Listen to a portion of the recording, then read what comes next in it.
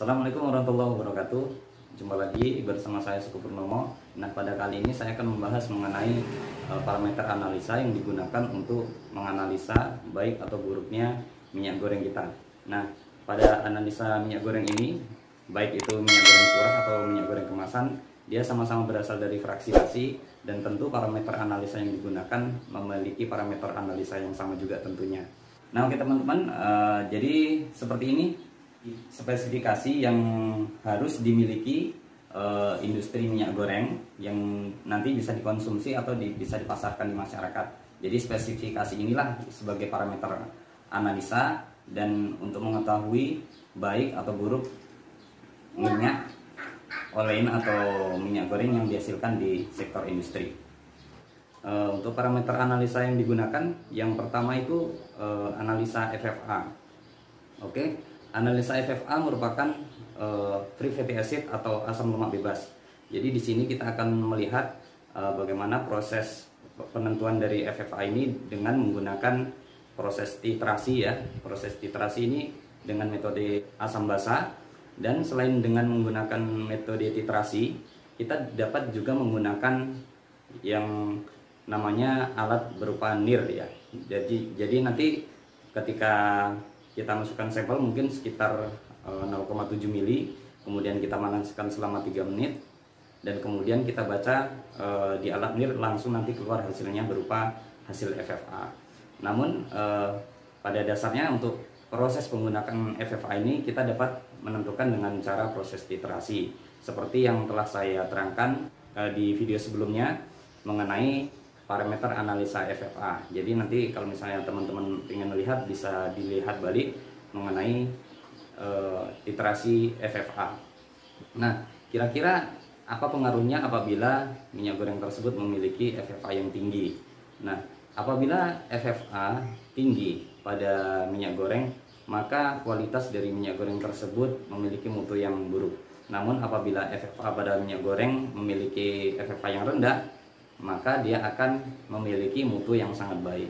Nah, kira-kira apa pengaruhnya bagi tubuh kita apabila kita mengkonsumsi minyak goreng yang memiliki FFA tinggi ini? Apabila kita mengkonsumsi minyak goreng yang memiliki FFA tinggi atau asam lemak bebas yang tinggi, dia akan berpengaruh pada saat kita proses memakan makanan atau mengkonsumsi makanan. Dia akan mengakibatkan adanya rasa gatal pada tenggorokan kita. Besar tingginya dari FFA pada minyak goreng ini sangat dipengaruhi oleh tinggi atau rendahnya FFA feed yang dihasilkan dari proses refinery. Jadi ketika feed refinery RBDPO yang dihasilkan memiliki FFA yang tinggi, tentu di proses fraksinasi nanti dia akan menghasilkan olein atau minyak goreng yang memiliki FFA yang tinggi juga. Jadi secara tidak langsung tinggi atau besarnya dari FFA ini sangat berpengaruh dari tingkat kerusakan pada minyak goreng oleh adanya proses hidrolisis yang terjadi di dalam minyak atau di dalam sampel yang kita uji. Nah, kemudian untuk parameter analisa yang digunakan pada analisa minyak goreng ini yakni moisture dan impuritiesnya. Moisture dan impurities di sini sangat dipengaruhi oleh adanya proses diodo atau vakum yang terjadi di proses refinery. Jadi pada umumnya minyak goreng yang diproses di fraksinasi dia memiliki kadar air atau moisture sekitar 0,03% atau sekitar 300 ppm atau lebih kecil dari itu. Biasanya sangat kecil ya, sekitar di bawah 300 ppm.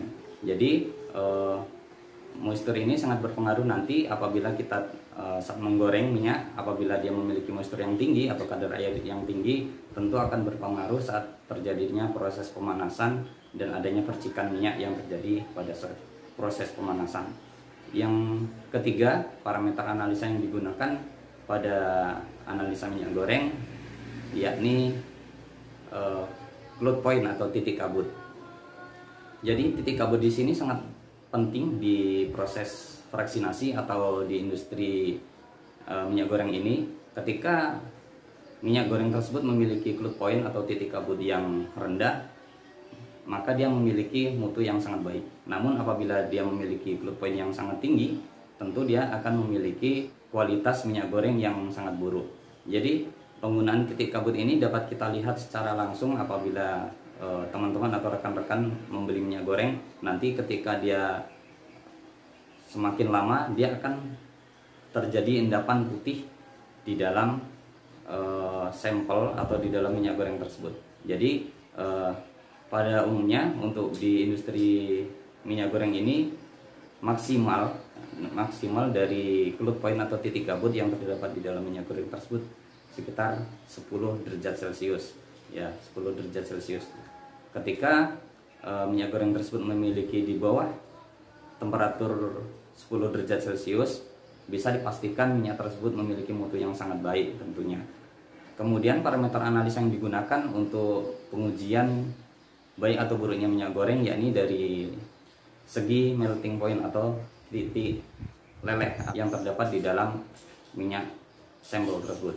Semakin kecil titik leleh yang terdapat di dalam minyak goreng, maka dia akan berpengaruh pada saat proses pemanasan pada minyak goreng, yakni ketika kita menggunakan suhu yang rendah, maka dia akan cepat panas. Namun apabila titik leleh atau melting point yang dimiliki dari minyak goreng tersebut tinggi, maka dia harus menggunakan suhu yang tinggi baru dia mulai mendidih atau mulai terjadinya proses pemanasan. Dan yang selanjutnya parameter analisa yang sangat penting tentunya di sini sebagai acuan baik atau buruknya minyak goreng, yakni dari segi iodine value. Nah, iodine value ini menentukan dari ketidakjenuhan minyak goreng yang dianalisa. Semakin tinggi IV iodine value tersebut, maka minyak goreng yang kita uji atau yang kita miliki tersebut dia semakin tidak jenuh.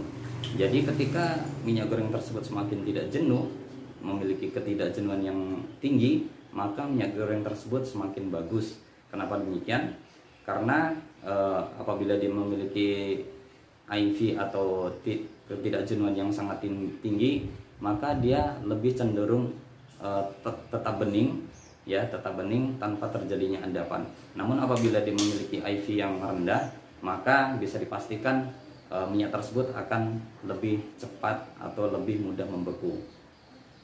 Oke, jadi kesimpulan untuk parameter analisa yang digunakan atau untuk mengetahui baik atau buruknya minyak goreng tersebut, yakni dapat kita simpulkan ya, yang pertama dari segi FFA, yang kedua dari segi moisture dan impuritiesnya, terus yang ketiga dari segi cloud point atau titik kabut, terus yang keempat dari segi melting pointnya, dan yang selanjutnya atau yang kelima dilihat dari segi IV atau iodine value.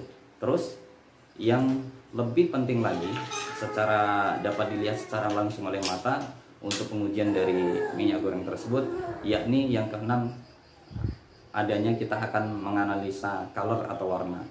Semakin jernih warna yang dimiliki minyak goreng, tentu konsumen akan lebih memilih warna minyak goreng yang semakin jernih ketimbang minyak goreng tersebut memiliki warna yang kuning pekat.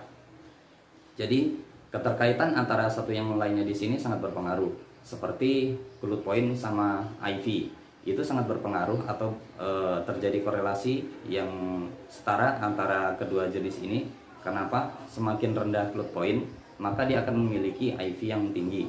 Namun apabila cloud point yang dimiliki minyak goreng tersebut semakin tinggi, maka IV yang dimiliki dari minyak goreng tersebut semakin rendah. Seperti halnya FFA sama color, untuk di produksi yang normal pada umumnya, apabila dia memiliki FFA rendah, biasanya dia memiliki color yang rendah juga. Dan apabila dia memiliki FFA yang tinggi, dia akan memiliki color yang warna yang tinggi juga. Jadi secara tidak langsung kedua jenis ini sangat berpengaruh di dalam minyak goreng. Terus kira-kira apa standar yang digunakan perusahaan untuk memiliki mutu yang bagus pada minyak goreng tersebut? Standar untuk perusahaan sehingga minyak goreng tersebut laku digunakan atau laku dipasarkan, yakni dari segi SNI atau Standar Nasional Indonesia, yang kedua dari Porang.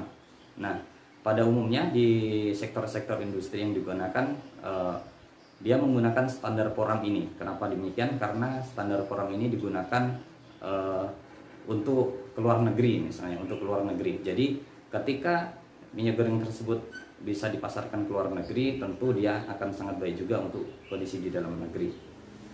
Oke, sampai di sini video kali ini, semoga bermanfaat mengenai parameter analisa yang digunakan pada minyak goreng. Semoga bermanfaat pada teman-teman semua dan dapat memberikan pengetahuan dan pencerahan. Sampai jumpa di video selanjutnya. Assalamualaikum warahmatullahi wabarakatuh.